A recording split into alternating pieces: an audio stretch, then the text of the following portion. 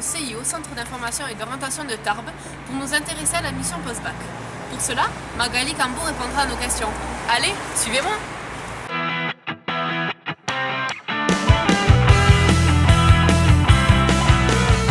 Nous sommes avec Madame Cambo. Madame Cambo, bonjour. Bonjour. Et Madame la directrice du CIO.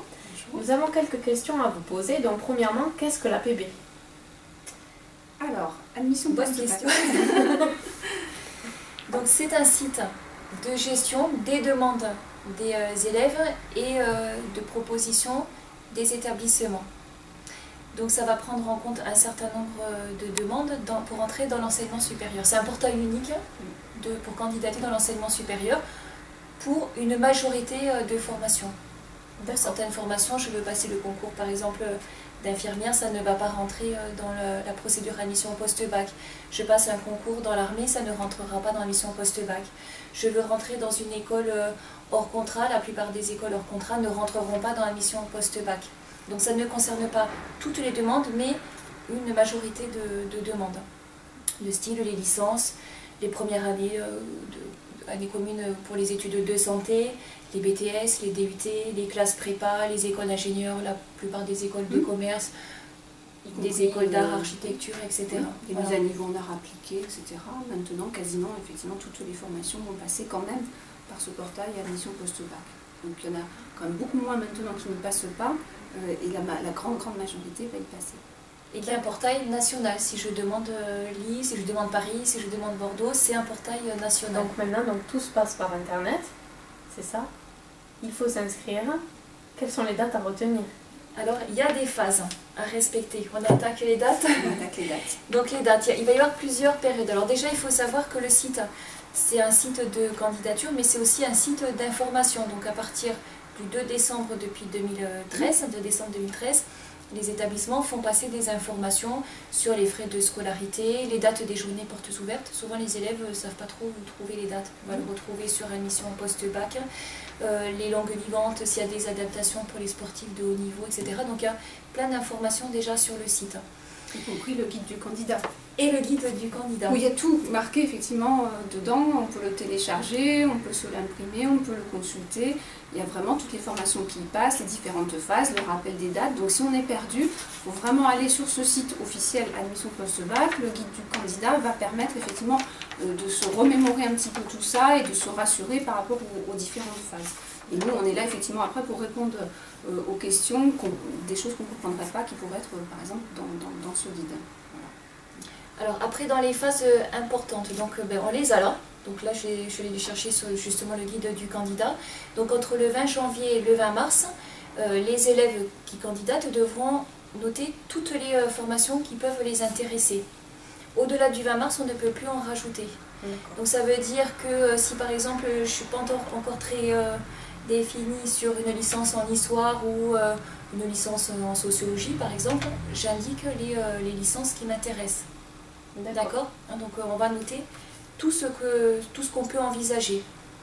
Au-delà du 20 mars, c'est terminé, la liste est bouclée. D'accord. Vous pouvez rappeler le nombre de vœux qu'on peut... Alors 36 vœux en tout, 36 vœux avec des restrictions, 12 demandes de licence maximum, 12 demandes de BTS, 12 demandes de classe prépa. Alors tout ça c'est indiqué pour les mises à niveau dont tu parlais tout à l'heure, ce sera pour les manins, c'est 3 demandes. Donc tout est indiqué dans le guide, mais globalement c'est 36 vœux. On arrive rarement quand même aux 36 vœux.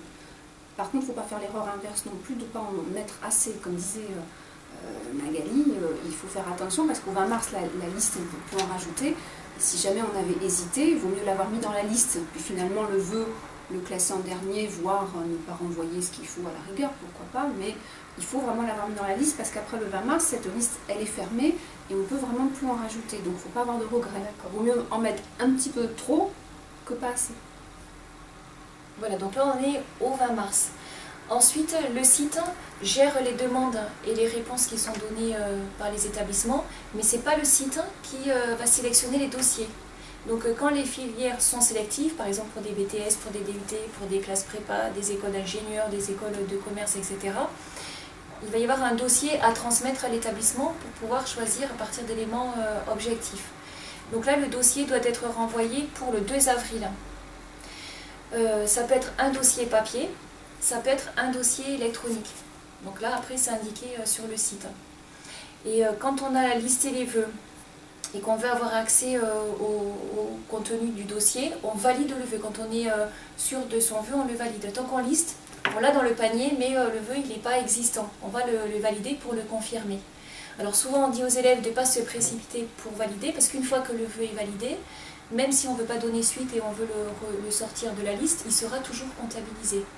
Donc si j'ai juste 3 vœux, par exemple, de BTS, je peux les mettre et les valider assez vite. Si je suis déjà à 10 ou 11 BTS qui m'intéressent, j'ai intérêt quand même à prendre le temps de réfléchir, parce que si je les valide tous, après il ne me restera qu'une marge de manœuvre pour en rajouter un.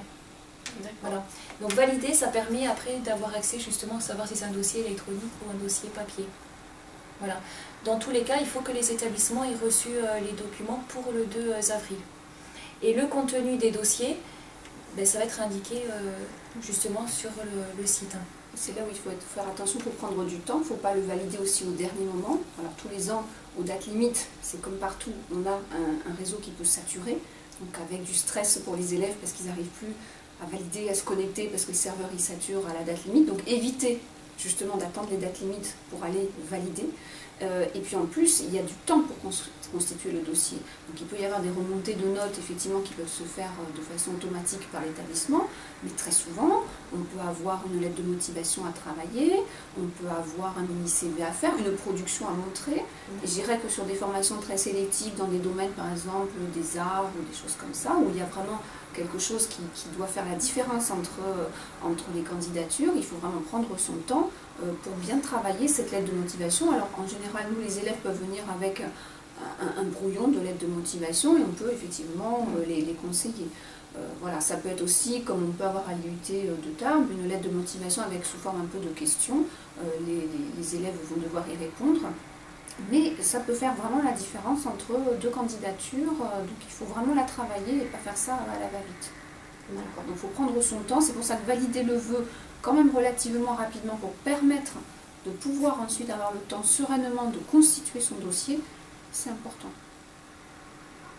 Et pour les élèves qui envisagent une licence, il y a un dispositif qui s'appelle orientation active au niveau de l'université, où l'université, pour la plupart des licences, ne sélectionne pas, mais peut donner quand même un avis sur la candidature, voir si c'est bien, ça correspond bien au projet de l'élève ou par rapport à son dossier, si c'est jouable ou pas. Donc aussi, pour avoir le temps d'avoir ce retour, il vaut mieux s'y prendre quand même assez tôt. Voilà, donc là on était dans la phase de renvoi des dossiers. Voilà. Ensuite, il y a une période où les élèves iront vérifier, donc c'est entre le 6 mai et le 9 mai, que les établissements soit ont bien reçu les dossiers, soit qu'il ne manque pas une pièce. Donc ça sera du 6 mai au 9 mai. Ensuite, on arrive à une autre phase importante qui va être la période de classement des vœux. Donc tout au fur et à mesure qu'on liste les vœux, on va classer l'ordre des vœux. Mais cet ordre, on peut le modifier jusqu'au 10 juin. Donc ça laisse quand même encore un petit peu de marge pour réfléchir. Mais on a le 10 juin, alors comme ce que tu disais tout à l'heure, on n'attend jamais quand même le 9 juin pour faire toutes ces démarches. Donc là, l'ordre est vraiment important parce que même si on a droit à 36 vœux, même si un élève, mettons, avait fait 10 demandes et son dossier a été retenu partout, le système, la boîte APB fera en sorte qu'il n'y aura qu'une seule proposition de fait. Et on va tenir compte de l'ordre des vœux. Donc il faut vraiment que l'ordre des vœux soit le reflet de l'intérêt de l'élève. Je mets en premier vœu ce que je veux faire en premier. Parce qu'une fois que si par exemple je demande un DUT à Tarbes ou une classe prépa, je le mets en premier vœu, si mon dossier est retenu, ben, tout ce qui est en dessous, je ne saurais pas si mon dossier a été retenu ou pas. Donc c'est vraiment la réflexion de l'élève. Et les établissements n'ont pas cet ordre. Donc on n'est pas pénalisé si on a mis un vœu en 10e vœu, il sera examiné de la même manière par l'établissement. Donc là vraiment, période importante aussi et de réflexion importante. Donc la première fois qu'on va constituer sa liste du 20 janvier au 20 mars, ils vont forcément demander de classer, mais il ne faut pas s'inquiéter, il y aura jusqu'au 10 juin pour éventuellement changer 50 fois de suite si on veut jusqu'au 10 juin l'ordre. en fonction des renseignements qu'on a pu prendre. Je pense aussi à la mobilité. Est-ce que je peux partir? Est-ce que ça va poser des problèmes aussi d'argent ou pas? Est-ce qu'il y a un internat là où je vais? Est-ce qu'il y a un logement universitaire, etc. Donc tout ça, ça peut permettre aussi après, en fonction aussi des renseignements qu'on a pris sur le contenu de la formation, etc., de reclasser, de rebouger, parce qu'encore une fois, cet ordre-là est extrêmement important. On ne reçoit qu'une réponse à chaque fois, la mieux placée. Alors tous les ans, on a des élèves qui appellent en disant « Ah mais finalement j'ai été pris sur mon vœu 2, mais c'est le vœu 3 que je voulais. » Le vœu 3, même s'ils ont été pris, ils ne le savent pas, mais il est parti à quelqu'un d'autre. Dernière phase, la dernière partie importante dans les procédures, donc c'est les phases d'admission. Donc là les élèves vont consulter les propositions qui leur sont faites. Donc il y a 3 phases. La première phase, c'est du 23 juin 14h au 27 juin 14h. À 14h, le serveur ferme, donc on ne se préoccupe pas de donner une réponse ou d'aller consulter ses résultats à ce moment-là. Toujours pareil, on anticipe. Donc là, il y a plusieurs cas de figure. Soit on est pris sur son premier vœu, donc tant mieux. Donc là, on va avoir une réponse qui s'appelle « oui définitif ». Donc on accepte cette proposition. Par contre, ça n'a pas valeur d'inscription. Après, il faut se rapprocher des établissements pour s'inscrire. Si lors de la première phase, je vois que la première proposition qui m'est faite, c'est sur mon 3e vœu, tout ce qui est moins bien classé est automatiquement annulé. Donc même si mon dossier a été pris, je ne le saurai pas. Pour le coup, je libère de la place quand même. Et donc j'ai la possibilité soit d'accepter le 3e vœu, donc là je peux dire oui définitif, et pareil après je vais m'inscrire. Soit j'ai la possibilité d'accepter ce 3e vœu, je dis oui mais, donc j'accepte, mais je maintiens ma candidature sur les vœux mieux classés.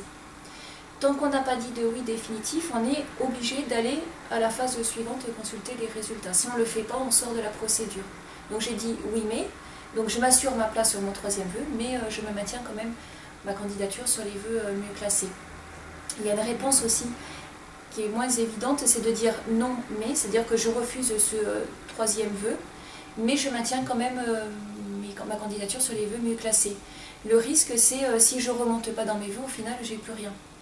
Alors, ça peut paraître un peu technique et un peu compliqué, mais tout est indiqué, ça c'est bien rappelé sur le guide. La réponse la plus, on va dire, de sécurité, ça va être le oui mais.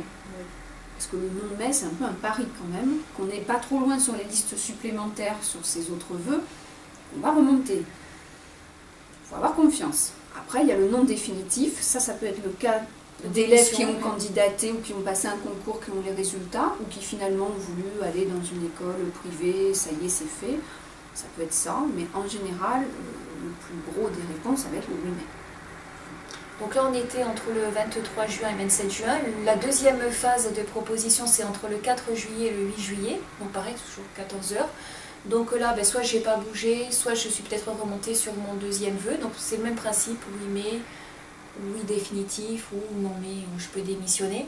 Et la dernière phase, donc c'est entre le 14 juillet et le 19 juillet. Et donc là, si je suis remontée sur mon premier vœu, tant mieux. Si par contre la meilleure proposition c'est mon 2e ou 3e vœu, là on est obligé de donner un oui définitif. Il n'y a plus de phase de rattrapage. Voilà. Et ensuite, donc surtout penser à l'inscription auprès des établissements. Après, pour des élèves qui auraient eu des vœux, qui n'auraient formulé que des vœux sélectifs, de type BTS, DUT, classe prépa, et qui n'auraient aucune proposition, à partir de la 2e phase, donc à partir du 5 juillet, on peut se positionner sur la procédure complémentaire. Donc ça permet soit de se positionner, de faire des demandes de licence, soit les établissements remettent en jeu les formations où il reste des places vacantes, et donc on peut se positionner sur ces places vacantes. Ça n'empêche pas de participer quand même à la 3e phase.